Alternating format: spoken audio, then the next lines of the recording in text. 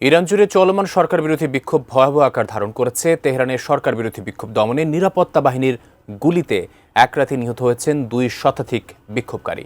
ভয়াবহ এই দমন পীড়নে ইরান জুড়ে বাড়ছে অস্থিরতা ও আন্তর্জাতিক উদ্বেগ। এ নিয়ে বিস্তারিত থাকছে মেহেদী হাসানের রিপোর্টে। রাত নামতেই রণক্ষেত্রে পরিণত হয় ইরানের রাজধানী তেহরানের রাজপথ। যুক্তরাষ্ট্রের প্রভাবশালী সাময়িকী টাইম ম্যাগাজিন জানিয়েছে, মাত্র এক রাতেই নিরাপত্তা বাহিনীর গুলিতে 200 জনের বেশি বিক্ষোভকারী নিহত হয়েছেন। বৃহস্পতিবার রাতের সংঘর্ষকে সাম্প্রতিক সময়ের সবচেয়ে রক্তক্ষয়ী দমন অভিযান হিসেবে বর্ণনা করেছে সাময়িকীটি। ম্যাগাজিনটির শুক্রবার প্রকাশিত প্রতিবেদনে উল্লেখ করা হয়, তেহরানের এক চিকিৎসক নাম প্রকাশ না করার শর্তে জানিয়েছেন, রাজধানীর 6টি হাসপাতালে অন্তত 206 জন নিহত বিক্ষোভকারীর মৃত্যুর রেকর্ড রয়েছে। নিহতদের বেশিরভাগই গুলিবিদ্ধ অবস্থায় হাসপাতালে আনা হয় এবং তাদের অধিকাংশই তরুণ বয়সী।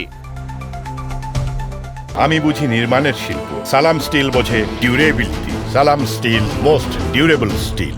প্রতিবেদন অনুযায়ী বৃহস্পতিবার রাতে তেহরানের বিভিন্ন এলাকায় বিক্ষোভের মাত্রা চরম আকার ধারণ করে। লাখো মানুষ রাস্তায় নেমে আসে। এক পর্যায়ে পরিস্থিতি নিয়ন্ত্রণের বাইরে চলে গেলে নিরাপত্তা বাহিনী নির্বিচারে গুলি চালায়। চিকিৎসকের ভাষ্য অনুযায়ী উত্তর তেহরানের একটি পুলিশ স্টেশনের সামনে মেশিনগান থেকে ব্রাশ ফায়ার করা হয়। সেখানে অন্তত 30 জন বিক্ষোভকারী গুলিবিদ্ধ হন, যাদের অনেকেই পরে মারা যান।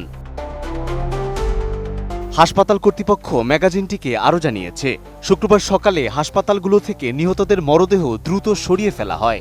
এতে প্রকৃত হতাহতের সংখ্যা আড়াল করার চেষ্টা করা হয়েছে বলে সন্দেহ প্রকাশ করেছে সংশ্লিষ্ট সূত্রগুলো। তবে এই মৃত্যুর সংখ্যা সঠিকভাবে যাচাই করা সম্ভব হয়নি বলেও প্রতিবেদনে উল্লেখ করা হয়েছে। বিশ্লেষকদের মতে, এই দমনপীড়নের প্রভাব সামনের দিনগুলোতে ইরানের রাজনৈতিক পরিস্থিতিকে আরও সংকটময় করে তুলতে পারে।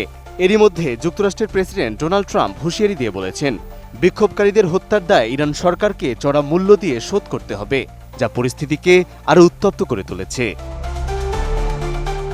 গত 28 ডিসেম্বর শুরু হওয়া সরকার বিরোধী আন্দোলন ইতিমধ্যে ইরানের অন্তত 31টি শহরে ছড়িয়ে পড়েছে।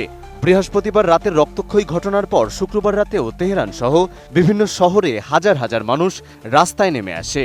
চলমান এই সহিংসতা ইরানের রাজনৈতিক সংকট গভীর করার পাশাপাশি দেশটির মানবাধিকার পরিস্থিতি নিয়ে আন্তর্জাতিক মহলে নতুন করে উদ্বেগ সৃষ্টি করেছে। মেহেদী হাসান, এটিএন নিউজ।